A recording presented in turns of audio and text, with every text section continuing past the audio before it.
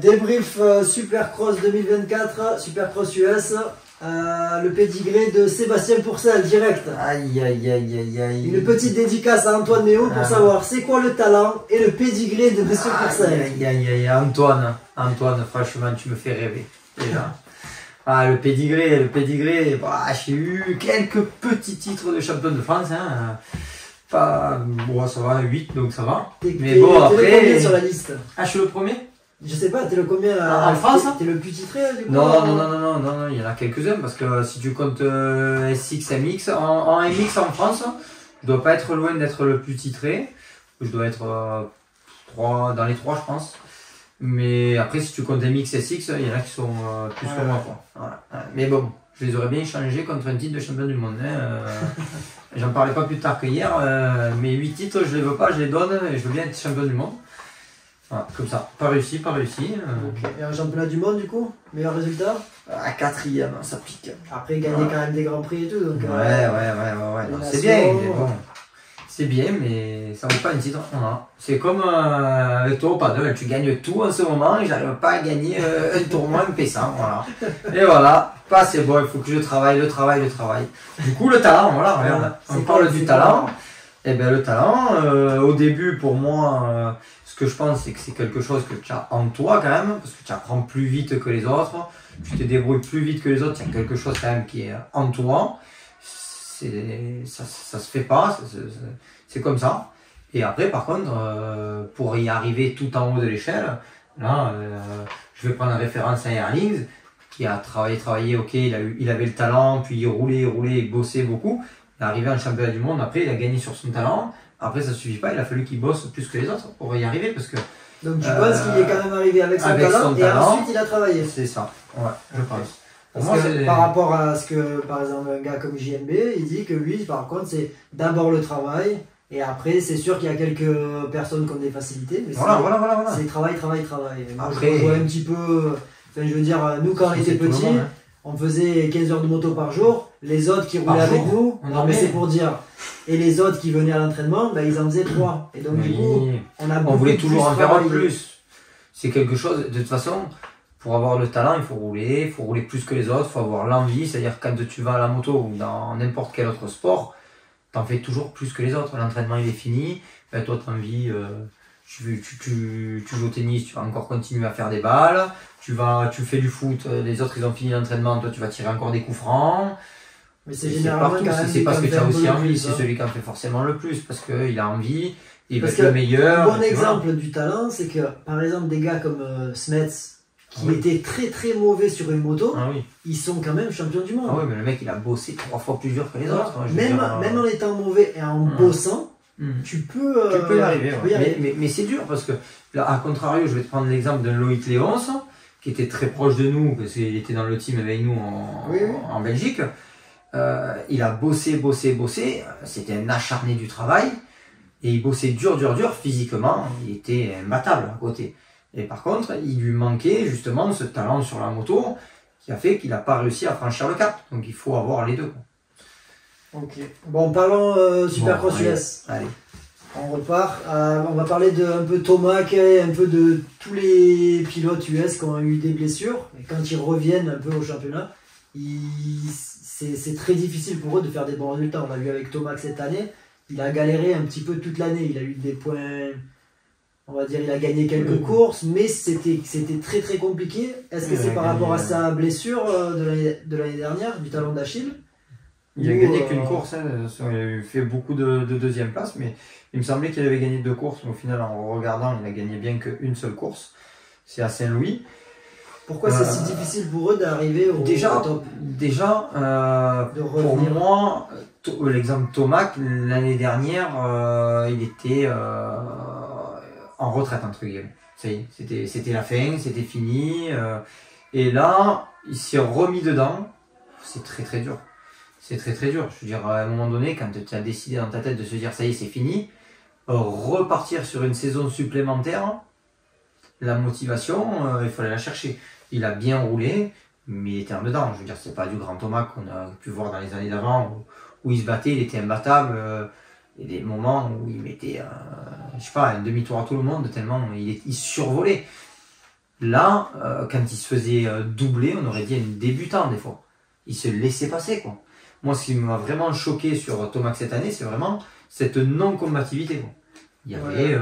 Il était plus en mode retraite à un moment donné, voilà. Genre, bon, voilà, je sais que je vais pas avoir le titre. Abattu, quoi, Je voilà. vais pas me faire mal. C'est ça. Et il y a beaucoup d'autres pilotes aussi, parce que là, on est sur le cas Tomac, mais il y a d'autres pilotes aussi, que c'est un petit peu pareil. Ils reviennent de blessures. On voit un peu le cas Rogzen aussi, depuis sa grosse blessure. Et il se bat pas vraiment. Il roule bien, mais quand il y a un peu de la bagarre, il est un peu en retrait pour pas se faire mal. Ouais, c'est compréhensible. C'est certain, surtout quand tu commences à passer la trentaine, que tu as des enfants, ici et là, tu vois les choses différemment, tu te bats différemment. Bon là, Tomac, pour moi, il était en pré-retraite et c'est ce qui lui a manqué. C'était la hargne de ce qu'il avait avant. Il a eu son titre. Derrière, c'était compliqué de remettre un coup quand tu penses que ça y est, c'est arrêté, tu repars. Et qu'il s'est dit au final, je veux vraiment essayer de voir une année de plus, parce qu'il a eu un très gros contrat qui a fait qu'il a remis le pied à l'étrier, ou battre Lorenz, le challenge avec Lorenz. Mais là, quand tu vas sur la piste, combien de fois il a laissé passer? Ça m'a vraiment choqué. Il n'y a même pas, je vais au contact, je montre que je suis le patron, que je suis Elie Tomac, que j'y vais, je bouscule un peu, pas méchamment, mais au moins que, voilà, il y a une bagarre, quoi. Il n'y a pas eu ça, quoi. Même si l'autre est très très fort, il est au-dessus. Je veux dire, au bout d'un moment, si tu le tues mentalement, ou tu vas au contact, après il a peur de toi, tu te laisses pas faire.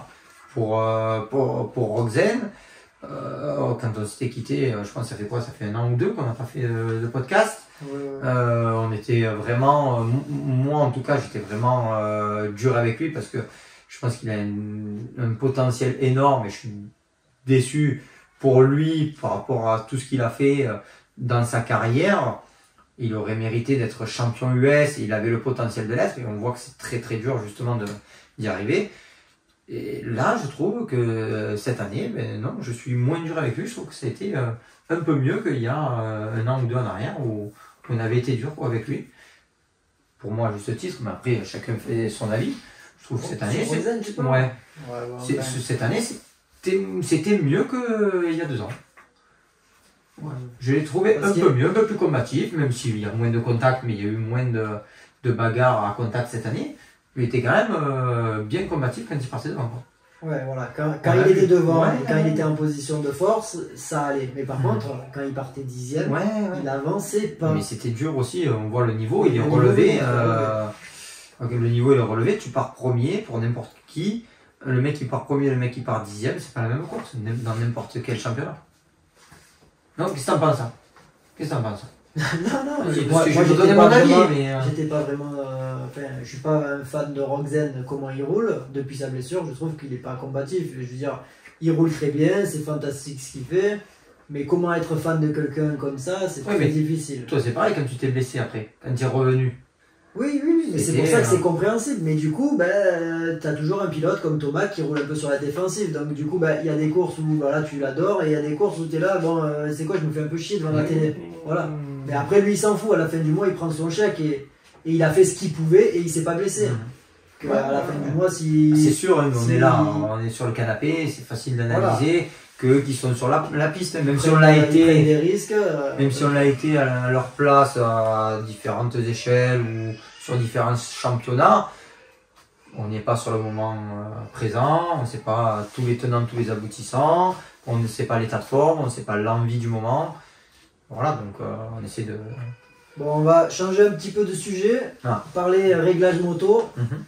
On a vu Sexton cette année qui avançait pas au début. Barcia pareil, a été à l'arrêt, les résultats étaient médiocres.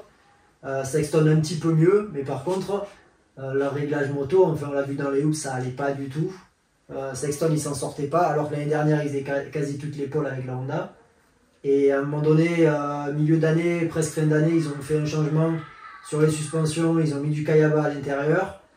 Ils ont mis un amorto stock derrière et du coup on a vu le comportement de la moto, on a vu Sexton et Barcia a suivi Sexton et ça a tout changé et on a vu les résultats et Sexton gagne la dernière et toi tu as les résultats devant.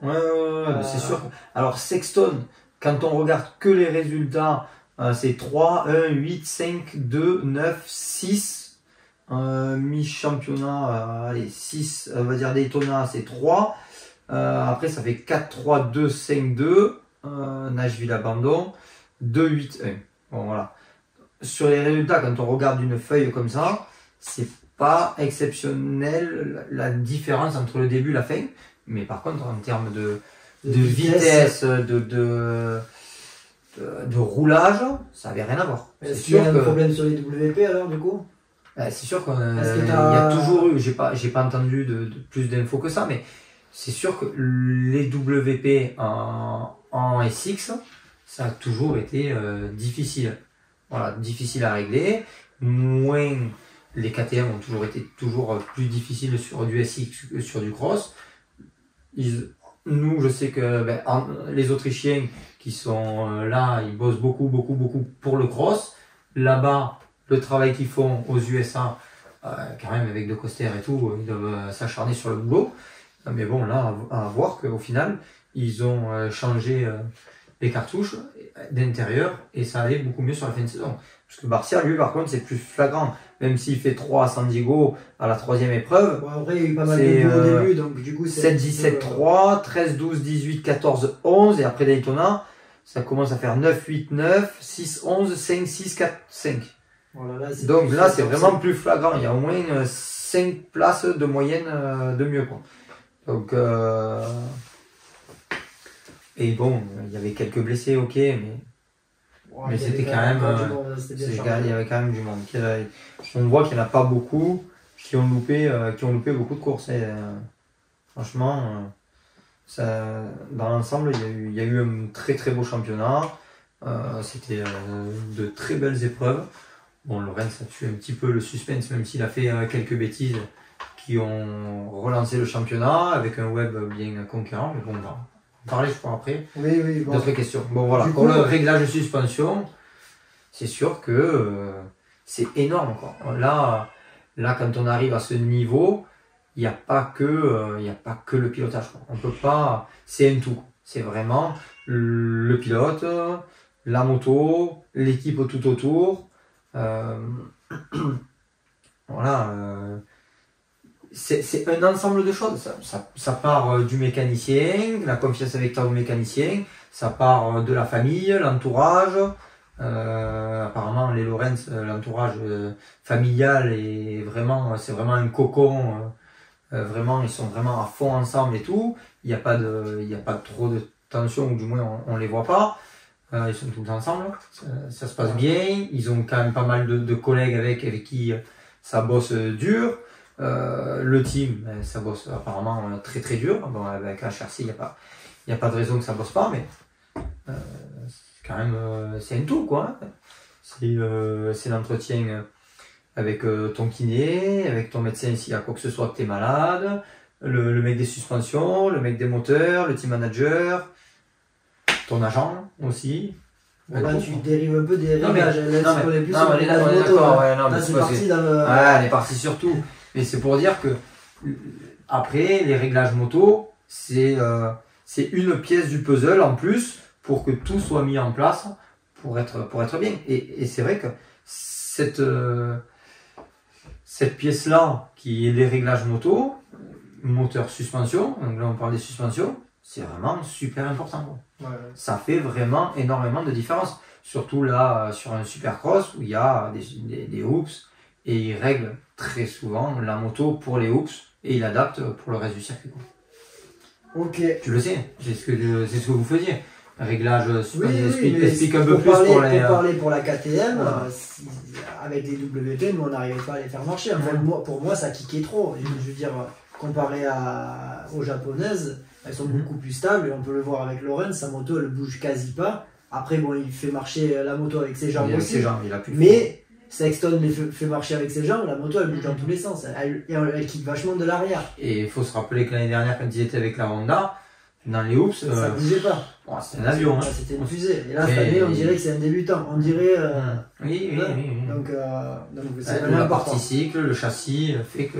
Le châssis et la morto, ça va pas du tout, je trouve, sur la KT. Mais depuis les changements qu'ils ont fait, c'était impressionnant. Il était très très rapide parce que la KTM, elle tourne vachement. Elle tourne vachement bien comparé aux japonaises. Et dans les hoops, ça commençait à aller beaucoup mieux. Donc, du coup, l'année prochaine, ça devait être. Oui, ça fait une bonne base déjà, direct. Après, il y avait l'adaptation de l'hiver, le changement de moto, le ci, là. Quand tu passes d'une Honda à une KT, il y a un temps d'adaptation quand même. Ouais. Et je voulais revenir sur les réglages suspension par rapport à Marvin, qui lui a toujours eu du mal dans les hoops. Et même s'il a un petit gabarit qu'il est fin, il n'y avait pas de raison qu'il n'arrive pas à passer dans les hoops. Est-ce que peut-être ces réglages-là lui auraient été bénéfiques? Voilà. Je pense parce que il se faisait envoyer dans tous les sens et la technique qu'il a, donc je pense que comme quoi c'est important. Surtout des problèmes de réglage, je pense que ces réglages suspension, moi je me souviens des teams usines quand on roulait. Et des fois, je sais pas, on devait rouler Kayaba et il y en a qui essayaient un Showa en secret. Pour voir la différence. C'est arrivé qu'en cours de saison, on mettait toujours un autocollant d'une marque et tu roules avec un intérieur d'une autre marque. Parce que tu as trouvé, t'as un contrat avec une, mais au final, il y a un meilleur compromis ailleurs, quoi. On va switcher sur Prado et sur les pilotes, surtout sur les personnes qui nous regardent européennes. Parce que là, il y a que on parle français, donc. Ouais, les Américains vont pas nous écouter. Hein. Ouais, dans tous les cas, même si on fait sous-titres, ça les intéresse pas. Ils sont trop forts pour nous. Ils sont trop forts. Moi, je suis pas vraiment aimé là-bas, ou même en France peut-être. Si. Non, mais pour parler de Prado qui est allé aux US, est-ce que c'est bien de faire comme Prado ou d'attendre un petit peu comme Tom Vial l'a fait? Il a été champion avant.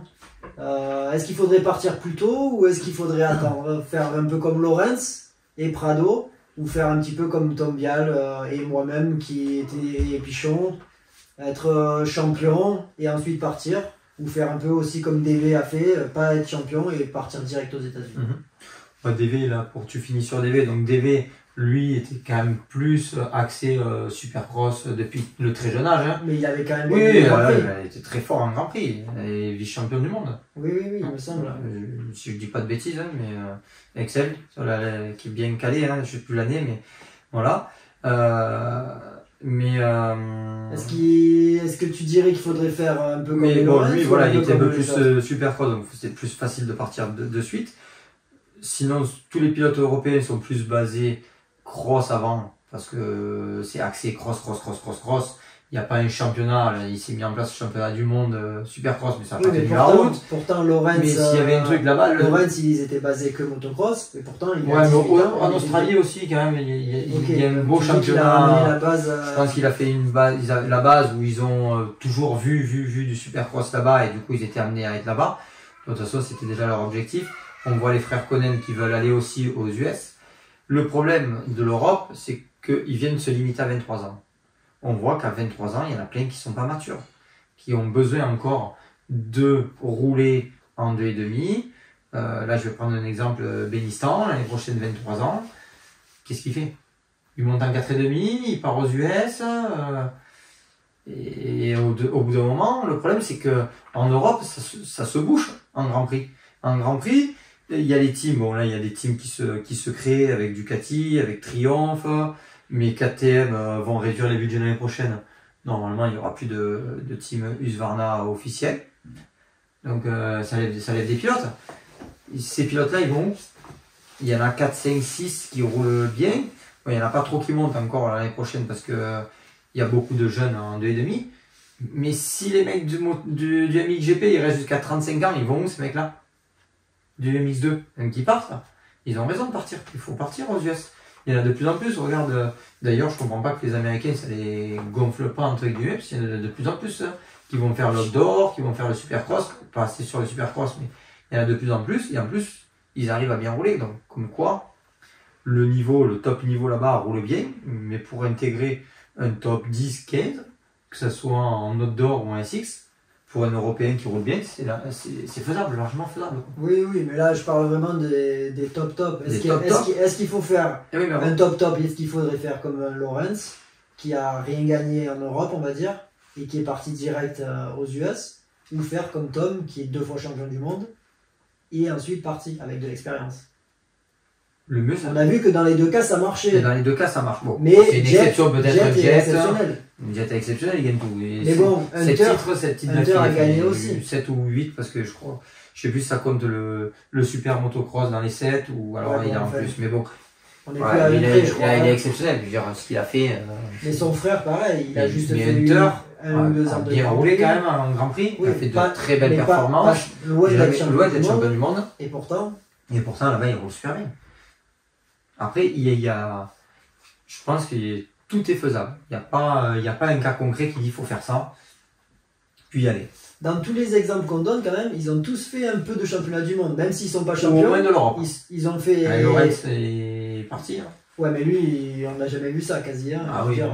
À part lui, les autres ont tous fait 1 an ou 2 de galère en championnat du monde, même DV, ils sont pichons. Tous les anciens, ils sont tous allés en championnat. C'est difficile de comparer avec avant. Parce qu'avant, tu pouvais rester regarde, je roulais avec Kyogi en 125, championnat du monde 125, il a roulé jusqu'à 35 ans en 125. Mais bon, il avait un gabarit 125. Mais oui, mais c'est ça. Un mec comme Aubin, il aurait aimé rester en 2,5 plus longtemps, faire plus, parce qu'après le 4,5, on a vu qu'il a toujours eu du mal. Donc c'est dommage quand tu as des gens comme ça, de devoir les faire monter au final. Et une petite question hors sujet. Si des gars comme ça, tu les laisses en 2,5, est-ce que les jeunes comme Benistan feraient toujours les mêmes résultats? Ou est-ce peut-être pas. Peut-être qu'il y en aurait qui seraient plus loin. Mais regarde, là, ces dernières années, il y en a beaucoup qui sont montés en 4,5 par obligation. Ça fait 1 an, 2 ans, 3 ans, ça se perd derrière. C'est difficile. Parce que les 3, 4, 5 premiers, c'est toujours les mêmes. Hein. Erlings, Geiger, Fèvre, Prado. J'en oublie certainement, mais Erling, Geiger, Fèvre, Prado, bon, j'oublie peut-être, mais il y a Sewer aussi, ça roule quoi. Ouais, pour aller les chercher, même un champion du monde de 2,5, je vois pas là un Kay de Wolf ou un Conan ou un Evers monter l'année prochaine en 4,5, bon ils ont encore l'âge de rester. Et est-ce que si un Sewer redescend en 2,5 par exemple, vu qu'il a une gabarit de 2,5, est-ce qu'il serait champion contre les gars comme Evers? En termes de vitesse, je sais pas. Mais par contre, en termes d'expérience sur une saison complète, ça se joue. Ça avant, on l'avait. Quand moi j'avais commencé, je roulais contre des gars contre Machio, qui avait déjà 35 ans. Toi, tu devais rouler contre des gars Kyodi. Ah oui, mais même Machio, j'ai roulé avec, Mika. C'était super. On faisait le championnat de France ensemble. C'était le top. J'ai roulé contre des gars comme ça, tu n'arrivais pas à les doubler alors que c'était plus rapide. Parce que mais ils sont malins. Ils avaient de l'expérience. Ils sont malins. Et là, maintenant, les champions du monde moins de 23 ans, on va dire, parce que moi je les appelle comme ça, ils sont champions, mais en fait, quand ils arrivent s'ils sont pas exceptionnels, ils arrivent en 4 et ils sont défoncés. Voilà. Bon, on était hors sujet, parce que mais bon, c'est pas grave. Mais c'était quand même intéressant. Mais si, ça part, c'est que quelle expérience tu as acquis avant de partir. Voilà, parce que là, si un Benistan roule contre des gars comme Fèvre, etc., en 2,5, par exemple, Fèvre redescend, il prend de l'expérience pour partir aux US et ensuite se battre contre vraiment.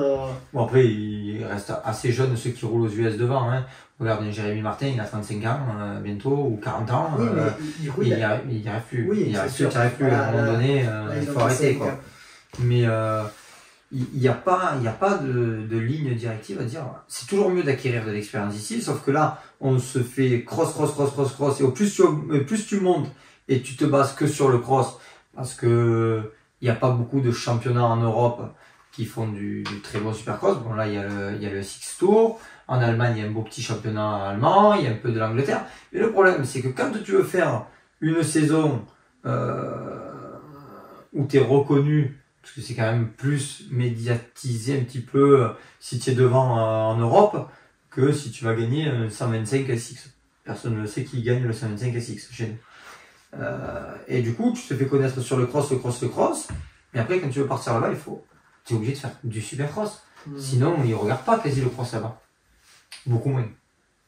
Ouais, surtout qu'en plus, une petite anecdote, c'est genre, t'arrives aux US, t'es quasi champion du monde, mais des fois, les gars, sur les courses, ils savent même pas quitter. Ah oui. Il y en a certains. Et je crois que Tom, dans une interview, il disait pareil, genre les gars, ils sont surpris, ils se disent mais c'est qui lui? Alors bon, maintenant il y a un peu plus de communication qu'avant, mais moi, des fois, ils savaient pas qui j'étais. Mais donc du coup, ils sont surpris de se battre contre toi. Mais bon, t'as déjà des titres, énormément de titres en Europe. C'est un peu la mentalité américaine. Regarde l'anecdote, j'en ai une personnelle, c'est quand j'étais aux US, que j'étais venu m'entraîner chez toi 2 mois pendant l'hiver 2006-2007 ou 2007-2008. J'avais fait 2 mois et je m'entraînais que cross. Et à un moment donné, il y avait Bones de chez Pro Circuit, le préparateur suspension. Et je roule à Glen Helen, je m'entraîne, je fais mon entraînement nickel et tout. Et je roulais bien, quoi. Donc j'avais une bonne vitesse. Je roulais avec des pilotes américains et tout. Et j'étais, je pense que je devais être le plus rapide de la journée. Le lendemain, Mitch m'avait préparé un jeu de Pro Circuit usine, quoi. Parce que voilà, ils avaient vu, ils avaient dit waouh, mais au final, les mecs, ils savent pas quitter, quoi. Tu passes inaperçu, quoi. C'est l'anonymat aux US, c'est comme ça. Et là, maintenant, mais au fur et à mesure, Tom se fait connaître. C'est comme ça. Là-bas, les États-Unis vivent États-Unis. Ils s'en contrefichent de l'Europe. Bon, on va partir sur le sujet Lawrence. Voilà. Oui. On pourra mettre ça sur notre YouTube. Ouais. Ça va pas durer longtemps. Lawrence, il a tout dominé, il a tout gagné. C'était facile. Allez, bonjour, au revoir. Et puis voilà. Bon, ça, c'est même pas ma question. C'était plus les 10 prochaines années. Est-ce qu'on va vraiment se faire chier? Est-ce que ça va être que du Lawrence je pense pas. Je pense pas. Alors. Ça serait très bien pour lui. Ça c'est sûr. Voilà. C'est déjà très bien, il peut arrêter, je pense. Il peut déjà arrêter. Il peut se faire, il peut changer de sport, il peut se mettre au golf, parce qu'il adore le golf. Et mais là, alors ok, on va faire le débrief SX. Ça a quand même, bon, c'est sa première année, donc forcément, c'est vraiment impressionnant ce qu'il a fait. Il a été en maîtrise, on n'a pas senti, même si Webb l'a concurrencé dans la saison. Ça a été le seul vraiment adversaire, voilà, parce que il y avait Tomac, le seul adversaire de Lawrence c'était Webb et l'autre adversaire de Lawrence c'était lui-même. Voilà. Parce qu'il aurait pu se gâcher tout seul avec 2-3 fautes en début d'année où on voit que il fait des erreurs, il est seul, il est en tête, il tombe, il retombe. À un moment donné, il est premier, je crois, il fait 4, c'est ça. Il tombe 2 fois en un tour, quoi. Donc, mais bon, après à l'allure où il va, peut-être que. À l'allure, où un manque de lucidité, un manque d'expérience sur ça, où il doit gérer plus ses fins de course. C'était quand même passer du 2,5 au 4,5. Au cross, c'est une chose, mais c'est la même durée. Là, tu passes de 15 à 20 minutes, quoi. De 15 à 20 minutes. Donc du coup, tu dirais. C'est quand même plus dur, on l'a vu, ces erreurs sont souvent. Tu fais que des compliments et tu dis qu'il va s'améliorer, mais tu dis qu'on va pas s'ennuyer les prochaines années. Mais regarde, c'est comme pour tout le monde. Le plus rapide, quand tu montes en 4,5, le plus rapide, c'est tes premières saisons. Là où tout le monde, les plus rapides, ils Après, ont la moto, elle devient de plus en plus lourde. Hein. Ouais. Non mais c'est vrai, hein, vraiment. Là où tu es le plus rapide, c'est que tu as ton pilotage du 2,5, tu le montes sur le 4,5, alors tu fais certaines erreurs, ok, mais c'est là, les 2 premières années de 4,5, c'est là où tu es le plus rapide. On regarde Erling, c'était impressionnant, c'était imbattable. Là maintenant, aujourd'hui, il est plus prenable. Et là, il est plus prenable et il se dit, c'est sur la durée. C'est ça. Bon, voilà. Mais un Lawrence, cette année, l'année prochaine, ça va être très très dur. Mais moi, ça m'a donné de l'espoir, c'est de voir là Hunter et on parlera peut-être après sur le crosswalk, je sais pas, mais de voir Hunter et Sexton à la bataille avec lui sur la première épreuve de l'outdoor. Et là, tu dis qu'il est prenable. Tu te dis voilà, même s'il a encore une marge avec les autres. On voit que Sexton l'année prochaine il aura une meilleure moto qui sera plus au point, plus aboutie avec une année d'expérience. On voit quand même que techniquement il a toujours un truc en plus. Ouais, il est au-dessus. Comment ils vont faire pour le battre si il roule pareil qu'eux, mais techniquement il a toujours ce petit truc en plus, c'est qu'il peut accélérer à tout moment. Déjà il prend des meilleurs départs. Il part bien en plus. Oui, mais les autres il faudrait qu'il parte devant. Parce que même quand il part pas en tête, à un moment donné je revois un départ, là, je sais plus c'était quelle course, il part 2. Et Sexton part un peu plus large, il recoupe, je crois que c'est la roue de Sexton, si je ne me trompe pas, peut-être Webb, mais je crois que c'est Sexton. Il recoupe, il passe à Saturn crampon, il lui fait l'intérieur, il fait autre chose direct. C'est pas normal. L'autre, il est en tête à l'intérieur, il doit serrer son intérieur pour faire le all shot, il est trop large et il laisse trop d'ouverture. Là, pour battre un Lawrence, tu dois faire une saison à 120%. On l'a vu à mi-championnat, que quand Webb s'est un peu rapproché, il a commencé un petit peu à trembler. Et après, quand Webb s'est un peu blessé, là, du coup, il est parti, quoi. Il a pris confiance en lui, alors là, c'était la fin des... Là, il faut arriver à semer le doute chez lui. C'est ça. Très difficile, hein, vraiment. Il faut trouver la faille, mais il y a la faille. Surtout que le problème, c'est que les autres pilotes, ils roulent très bien, mais c'est toujours les mêmes. Et techniquement, ils sont très mauvais. Ils sont pas très mauvais, c'est ça le problème, c'est qu'ils sont bons, mais lui, il est très très bon. Ah, tu trouves qu'ils sont bons? Ah, il y en a quelques-uns qui sont bons, il y en a qui sont pas très bons techniquement. Et j'ai vu Sexton faire des choses magnifiques. Voilà. Est-ce que Webb, c'est moins joli, c'est beaucoup moins joli, par exemple. Parce qu'il y en a techniquement, des fois un Tomac, c'est genre, c'est à fond partout. C'est du bourrinage, il y a des gestes techniques quand même pour arriver à ce niveau, tu es obligé d'avoir de la technique. Mais quand tu compares sur des détails, quand Lawrence va cadrer un petit trou juste avant les hoops pour faire une petite différence. Je leur ferais faire un petit peu de freeride, tu vois, ces mecs-là, chose que je pense qu'ils font très rarement. Ouais, je pense. Parce que ça, nous on a fait même chez les petits, et au début ils aiment pas du tout, et après ils se régalent. Mais un peu de freeride, c'est plus européen qu'on en fait de ça qu'américain. Américains, ils font pas trop, c'est...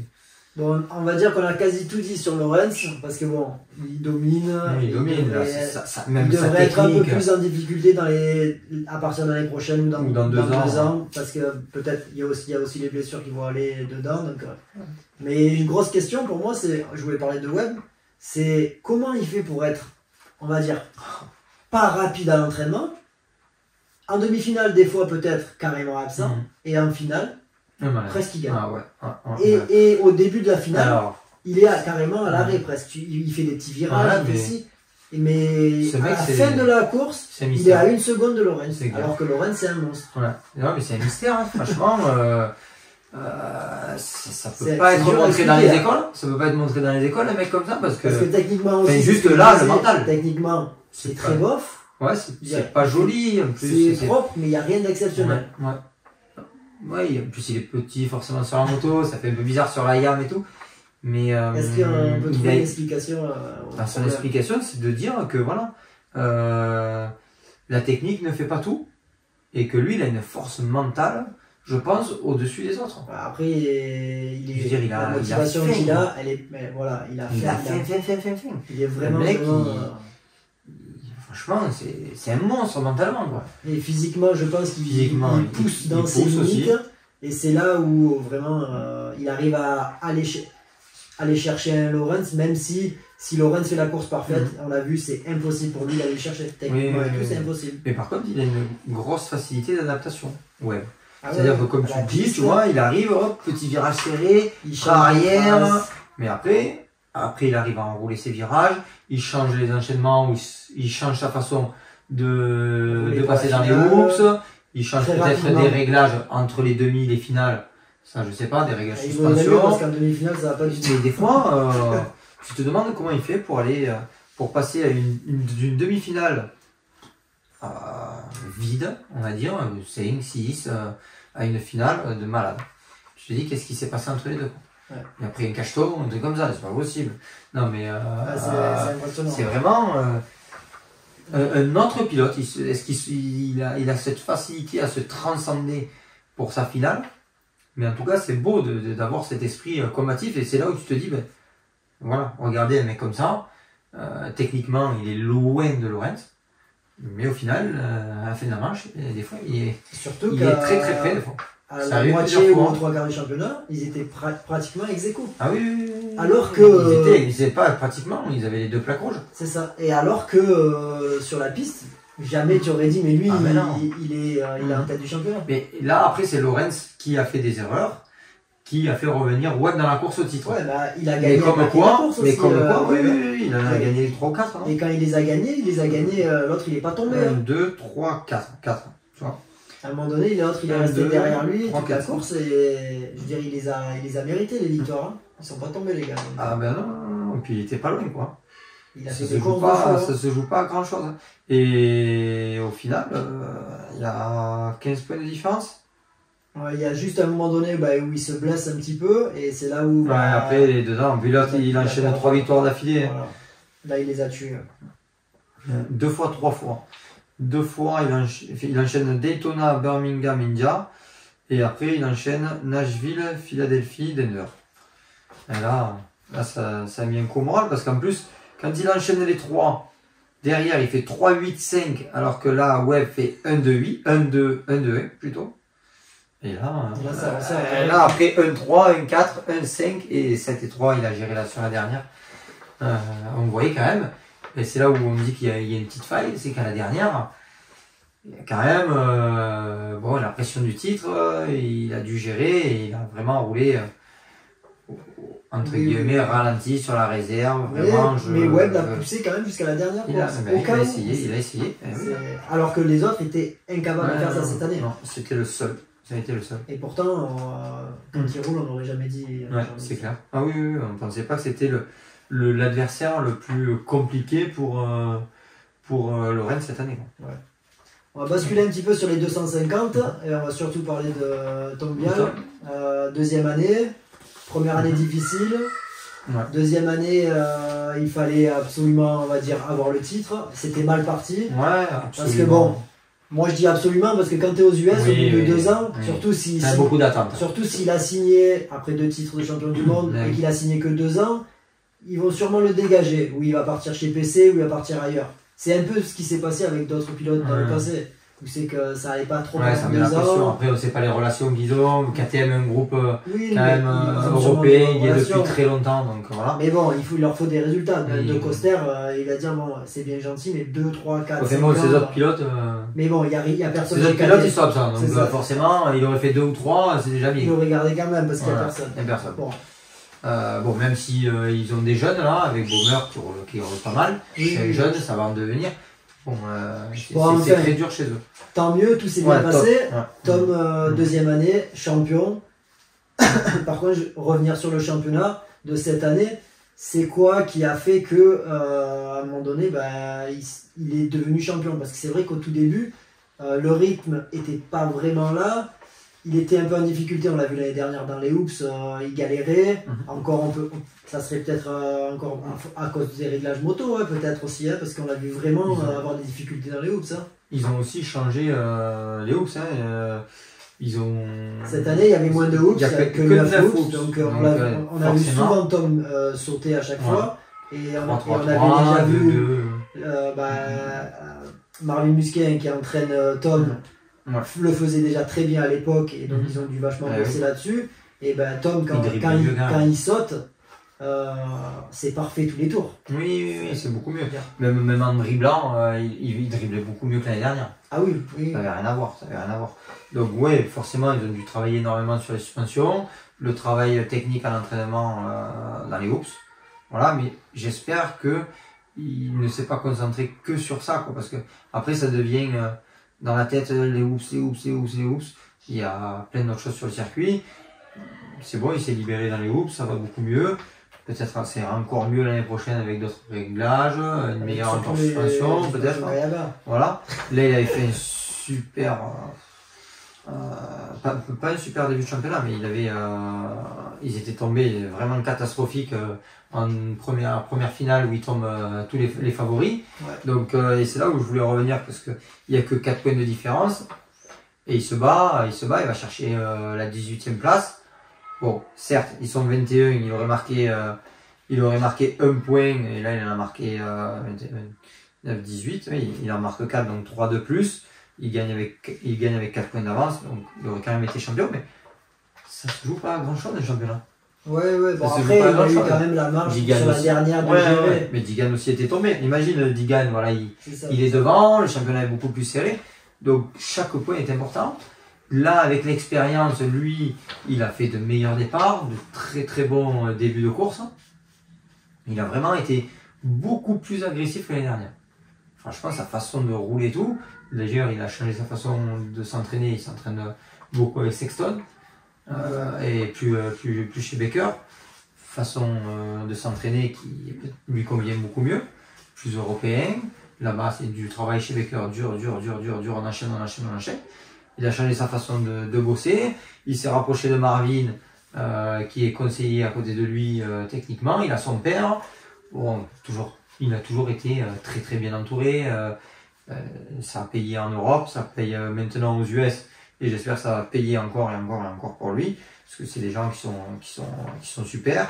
Et il le mérite, voilà. C'est vrai que moi, l'année dernière, pas pour le critiquer, mais je m'inquiétais un peu pour lui. Oui. Je me suis dit, bon, s'il se bouge pas, 2 fois champion du monde, c'était dur, mais voilà, j'espérais qu'il fasse un peu une carrière un peu comme Marvin, où c'est qu'il allait monter crescendo.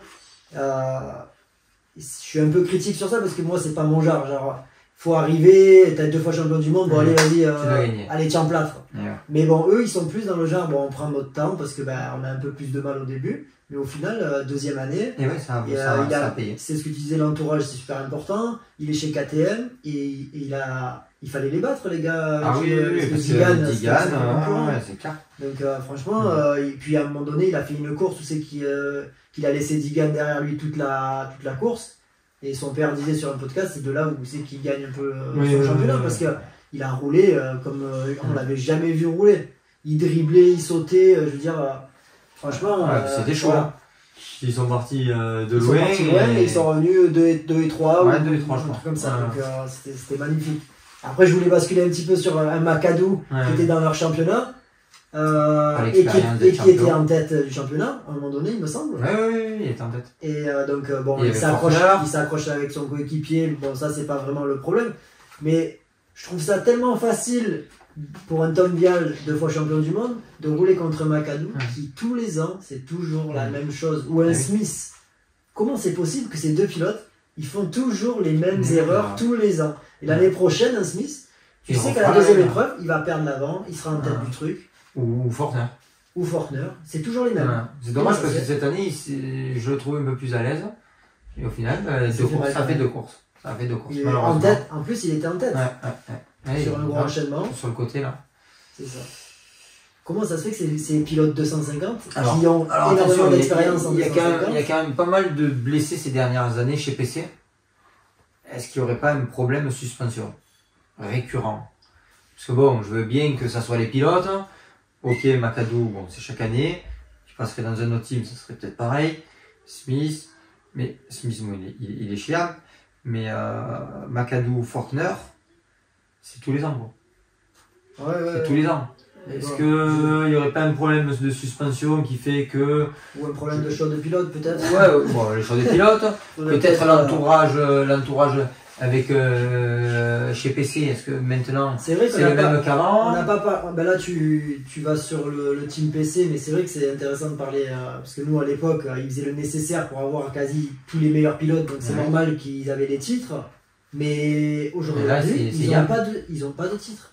Ils ont pas, on dirait que les choix qu'ils font dans les pilotes c'est plus économique que mettre les bons pilotes. On sait pas ils mettent un bon pilote, McAdoo, mais un McAdoo, moi je le prends dans mon team, je sais qu'il va se satelliser.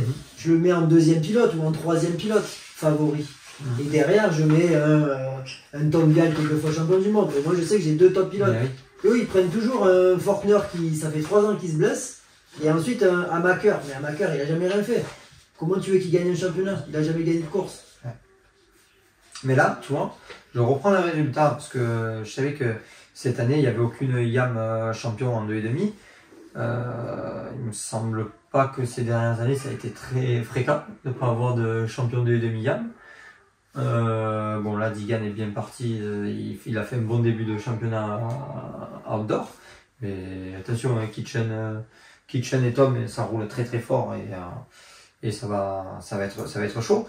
Mais là, le problème PC, et je vais le reprendre avec Star, pour moi ils ont trop de pilotes, ça part dans tous les sens.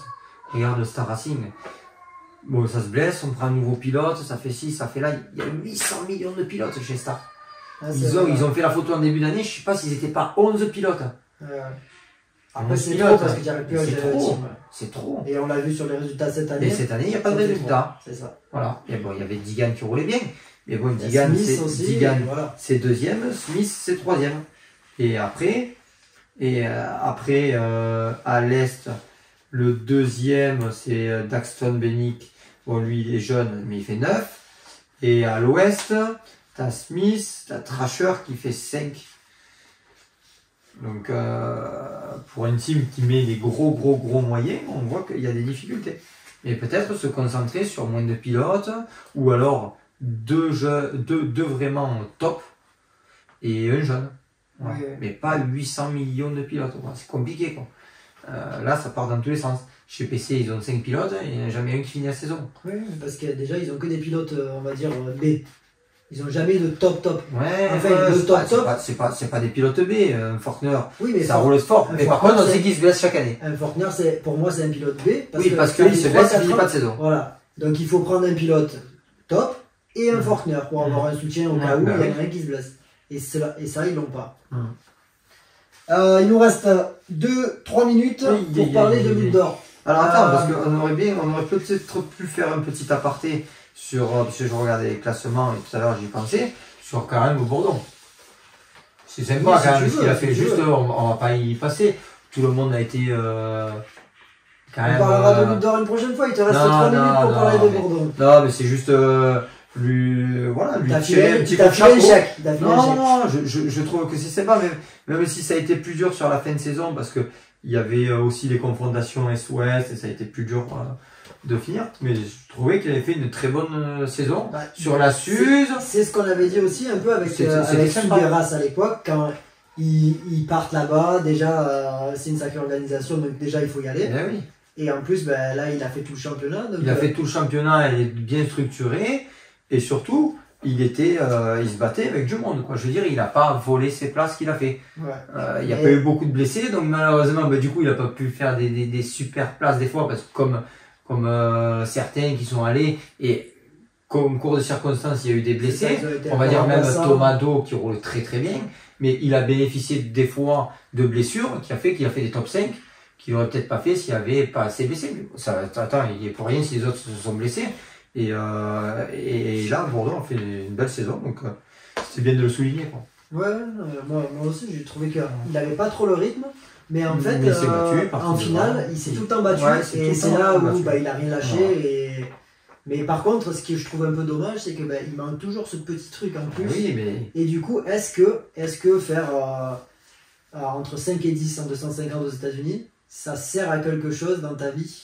Enfin, oui, mais... Non, mais je dis pas ça méchamment. Déjà, c'est un rêve, je pense qu'il a réalisé. Pour lui, c'est génial pendant 1 an, 2 ans, 3 ans. Mais est-ce que faire ça pendant plusieurs années, 5 et 10 en 250, je sais que tu es très mal payé. Mais voilà, c'est savoir qu'est-ce qu'il va y gagner là, et qu'est-ce qu'il va gagner ici en Europe, aller gagner les SX allemands, c'est ça, je pense que c'est plus une question financière que... Déjà, c'est un rêve, il a fait une fois, c'est un rêve, il le fera peut-être encore. C'est ce que je veux dire, est-ce que l'année prochaine, ça va... Je crois que l'année prochaine, il le refait aussi. Hein. Voilà, mais sur la Suze... Il a re-signé, je crois.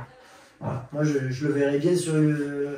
Je pense qu'aux US, si tu veux performer, il faut être sur une moto-usine. Oui. Donc, s'il arrive à ça aurait été bien pour PC d'avoir un Bourdon en deuxième pilote, entre guillemets. C'est ça, ouais, pour remplacer. Avoir un top et... Il a fait et peut-être que... tous les autres pilotes rappelle-toi, Ramet, quand il avait pris la Star, devait censé être, entre guillemets, pilote 2 ou 3, et il roulait devant. Hein. Oui. Donc peut-être que... il roulait très bien. Enfin, voilà. Mais je pense que si Bourdon, tu lui donnes une autre moto que celle-ci, il pourrait exploser. Peut-être. Appelle Mitch, peut-être que tu pourrais faire signer... Pourquoi pas. Avec l'entourage bien sûr, parce que voilà, il faut pas y aller. Là, je sais pas avec Suze s'ils ont l'entourage qu'il faut, etc. Mais si tu vas avec les cacahuètes là-bas, comme les Français le font quasi tout le temps, mais bon, ils le font avec les moyens du bord. Voilà. Il y en a qui veulent aussi vivre un rêve et vivre de ça pendant 2-3 mois. Ça coûterait. Les teams aux US comme PC, ça tourne sur des millions. Donc ils payent pas beaucoup les pilotes peut-être, Mais le team en lui-même, il faut le déplacer. Et donc là, si tu roules chez un team privé qui dépensent que dalle en testing, qui n'ont pas de piste privée, donc du coup, oui, ça coûte très cher. On ne se rend pas compte, mais ça coûte très cher. Donc moi je pense qu'un pilote comme ça serait bien de lui donner sa chance avec une moto usine. Après c'est les relations, c'est l'agent, c'est ci, c'est là, c'est un peu tout quoi. C'est là où on en revient à l'équipe globale. Mais c'est quand même dur de... Combien il y en a qui ont eu leur chance, qui étaient entre guillemets pas très bons, ou moins bons que certains, mais qui ont décroché des bons guidons. Et là, ils ont su saisir leur chance et d'autres pas, et ils ont été rétrogradés. Après, il faut être là au bon moment, l'agent au bon moment, il y a des blessés, bon, c'est toujours un peu... Allez, il nous reste vite une minute. Outdoor, Lorenz, emplâtré les 2 manches. Est-ce qu'il va nous faire comme l'année dernière, les 22 manches, et puis il va rentrer chez lui? Je pense pas. Parce que là, la deuxième manche, il y a quand même Sexton c'était chaud. Dans sa Hunter sur la fin. Bon. A laissé un peu tomber, mais on voit qu'il a le rythme aussi. Il a le rythme, peut-être pas sur la durée de la deuxième manche ou sur la durée des 2 manches complètes. Sexton a roulé grave. Sexton a roulé grave. Pas là, c'est le circuit à Jet, il a toujours gagné là-bas. Donc j'ai hâte de voir. Il a quand même chaud à la fin de la manche. Ouais, c'est clair. J'ai hâte de voir. Du coup, pronostic moi, je pense qu'il gagnera pas les. Et est-ce qu'il va être champion? Je pense qu'il sera champion. Mais je ne vois pas gagner toutes les manches. Vu comment Sexton a roulé. Après, attention, si demain Sexton se blesse ou autre. Là, c'est la fin des. C'est la fin des haricots. Là, on peut. Vous pouvez arrêter le championnat outdoor. Il n'y aura pas de débrief, rien. Ça va être moins passionnant. Ne regardez même pas. Parce que bon, il y a Hunter qui peut s'y mêler, mais il faudrait un mauvais départ de Jet, je pense. Ouais, c'est ça. Après, derrière, c'est un peu plus loin. Pour le moment, il y a Dylan, mais c'est quand même en dessous. Plessinger, c'est en dessous. Anderson, c'est en dessous. Mais c'est déjà bien. Pour un début, c'est déjà un bon début. Dylan blessé un petit peu. Oui, non, mais c'est des top, c'est des super pilotes. Ça fait du bien de le voir. Mais Lorenz a déjà tout gagné l'année dernière. Ils ont des réglages de folie. Les motos. On le voit, les 2 Honda usine, c'est le top du top, ça bouge pas des masses, et en plus les pilotes sont au top. Donc comment un Ferrandis peut battre des pilotes comme ça sur le long terme? Peut-être sur une course, mais sur une manche. Sur 12 courses. Il faut qu'il reprenne confiance, Dylan aussi. Mais Dylan a fait 4ème, donc là c'est le top. C'est bien. Espérons qu'il passe dans les 3 cette année sur la Honda. De bons départs, de gros débuts de manche, s'il faut. Si je regardais en deuxième manche, quand même son temps par rapport à ceux de devant, il est quand même, il y a un bon écart, je crois qu'il y a 3 ou 4 secondes. C'est sa première course sur la Honda en outdoor aussi. Ah oui, c'est très bien, il y a des réglages à mettre en place. Et oui, il y a 2 ou 3 ans. 2 ou 3 ans, et que c'était une machine. Genre, c'était, il roulait, il a roulé le feu de Dieu. Donc, on aimerait revoir ça, Dylan. Ouais, c'est clair. Franchement, tu nous ferais rêver. On préférerait que ça soit toi, on est français avant tout. Ouais, qui se battent avec Lorenz, ça serait magnifique. Mais ça peut arriver, mais c'est vrai qu'avec la Honda, il va falloir peut-être prendre un peu de temps. Parlons juste pour finir 250. On a Tom qui est dans les 3. On a un Kitchen qui est très très rapide sur la PC. Et un Digan qui roule vraiment chaud. Qui est chaud patate. Bon, on a vu Tom, j'ai vu 2-3 fautes, un petit manque.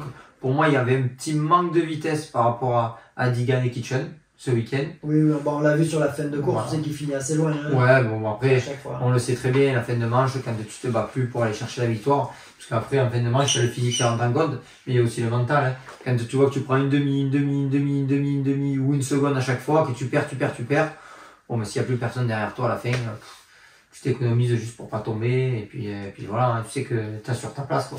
Petit chrono là sur les 3 du coup, parce que je vois pas qui d'autre peut être champion, vu que les autres ils étaient très très très loin. Putain, j'aurais aimé que Shimoda, putain, déçoit cette année sur la Honda. 30ème, il revient 12, je veux dire, il n'avance pas. C'est bizarre, c'est une énigme là, sur la Honda. Mais je pense que lui, c'est un peu comme. C'est un pilote qui prend du temps. Peut-être au bout de 2-3 ans sur la Honda, autant il sera champion. Mais ça prend du temps. Ça prend du temps. C'est dommage. J'adore son pilotage, j'adore le personnage. Il manque cette étincelle. Le promo. Et moi, je pense que ça va jouer entre Digan et Tom. Voilà. Je pense que Kitchen, il va pas tenir la saison. Bon, j'aimerais pour lui, parce que un duel enfin, c'est pas un duel, c'est à 3. Mais franchement, une bagarre à 3, ça serait vraiment beau toute la saison. Et Digan, Vial, je les vois vraiment performer. Ouais. Moi j'ai trouvé Tom quand même un poil en retrait. dedans. Ouais, un poil en retrait sur ici. Dans tous les cas, on sait que lui, il a de l'expérience, il gère le championnat. C'est le championnat qui est. C'est pas un problème, il va savoir le faire. Mais à un moment donné, en outdoor, il n'y a que 11 courses, il faut emplâtrer aussi. Ouais, voilà. Non, la première, c'est normal, pas de problème. Il fait 4 et 3. Parce qu'il se fait. Oui, non. Il perd une place. Il perd une place, il se fait déclasser par rapport à sa petite coupe. Ouais. Bon, peu importe, il fait 3e de la journée, il perd pas beaucoup de points, mais à un moment donné, si tu veux être champion, il va falloir remplacer les courses. Il en perd déjà un peu quand même. Oui, c'est ça. Et un peu, plus un peu, si tu perds 5-7 points par week-end. Et vu que là, pour l'instant. Là, il en perd 5, 10, 12, je crois. Il doit perdre entre 10 et 15 points, c'est pas énorme pour un championnat pour l'instant, mais si c'est 10, encore 10, après 3 courses, t'as déjà 3 points de retard. Cette année, ils vont être quasi, à mon avis, ils vont être que 3 à performer. Donc ça va toujours être 3-2, un truc. Ouais, mais attention, un mauvais départ, une chute au départ. Regarde, là on prend le championnat de Supercross. La première, ils tombent tous au départ. Il y en a un des deux qui tombe, l'autre il gagne. Ça va vite, hein. Ouais. Parce qu'en tombant au départ, je suis pas sûr qu'ils reviennent 3. Bah, vu les écarts de ce week-end, ils reviennent 2 ou 3. Bon, voilà. Après, c'est peut-être spécial. Là, ce week-end, dans le top. Mais d'après les noms qui font 4, 5, 6, 7, je vois pas comment Shiroda, il va pas rouler 15 toute la saison quand même. Je sais pas. Mais s'il part devant, il va bien rouler, il va se donner. Espérons, parce que là, il y avait des écarts de fou. Je trouvais. J'en oublie. Mais les autres, ils étaient tellement loin que moi, je me rappelle même plus qui c'est qui fait 5-6, tellement que je été très loin. Ouais, ça fait loin. Mais bon. On a vu une course à 3. Mais non, j'allais dire Hampshire blessé. Mais Hampshire, mais même tu le mets, il avance pas en outdoor. Bon, il a fait un beau championnat de Supercross. Oui, voilà, il a tout donné, c'est bon. Donc, pronostic, tu dirais plus Tom. Alors, Tom pour l'expérience et Digan par rapport, je pense, à un peu plus de vitesse, mais il y a la fougue. Il a perdu le championnat Supercross. Je pense que... Je vais dire, pour le cœur, je dirais Tom. Mais je pense Digan. En plus, je suis pas bon en pronostic, donc si je dis Digan, ça peut être Tom. Tant mieux. Je me trompe très souvent en pronostic, donc on verra bien. Hein. Moi aussi, je te suis, je pense que parce qu'il est vraiment rapide. C'est une course. Non, mais de l'année dernière, d'après son pilotage et tout, franchement, il allait vraiment très vite ce week-end. Ouais, mais il était vraiment très rapide. Mais le problème, c'est qu'il fait beaucoup d'erreurs. Il sort de la piste ici, il fait un peu du spectacle. Ça peut peut-être payer pour Tom si Tom lâche un peu les chevaux aussi, parce qu'il faut à un moment donné en outdoor. Les terrains vont changer, les terrains vont changer, ça peut être les mêmes. Il a l'expérience de l'année dernière aussi. Donc je mise quand même sur Digan, mais c'est clair qu'on aimerait tous que ça soit Tom. Donc espérons s'il nous écoute à la fin du podcast, qu'il prenne sa revanche contre nous et qu'il dit bon allez c'est quoi les gars, allez, je mets du gaz. Fais-nous mentir, s'il te plaît, on va chercher ce titre. Alors, on se donne rendez-vous, ça fait 1 heure de podcast, on se donne rendez-vous du coup à la fin du motocross pour faire le débrief qui sera le champion. Allez, c'est bon. Salut à tous. Allez, ciao. Ciao.